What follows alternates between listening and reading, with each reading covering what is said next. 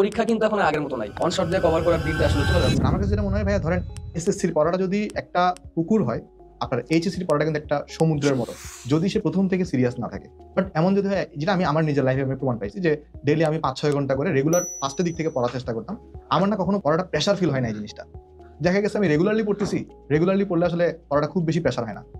অনেকেই যেটা হয় যে প্রথম দিকে লুজ দেয়, পরে আসলে ওয়ান শট দিয়ে কভার করতে চাই, বাট এটা কিন্তু তাদের ক্ষেত্রে আসলে হবে না। অন শট দিয়ে কভার করার দিনটা আসলে চলে যাচ্ছে। চলে এই যাচ্ছে, কথাটা হ্যাঁ। আমরা রিসেন্টলি 26 ব্যাচের ক্ষেত্রে বলছিলাম।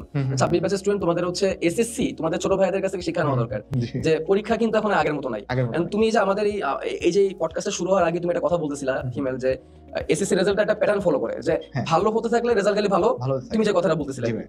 এন্ড যখন একটু রেজাল্ট টাইট হওয়া শুরু করে, টাইট বলতে যেটা বুঝাইলাম যে একটু হ্যাঁ, কঠিন হওয়া শুরু করে, কঠিন হওয়া শুরু করে। তখন কিন্তু সকল বোর্ড পরীক্ষাতেই কঠিন হতে থাকে এবং ধাপে ধাপে কঠিন হতে থাকে। জি ভাই, তার মানে আমরা এটা ধরে নিতে পারি যে সামনে পরীক্ষাগুলো কঠিন হবে। কঠিন হবে। সো এইচএসসি 26 ব্যাচ যারা এবার যারা অলরেডি সেকেন্ড ইয়ারে উঠে গেছে,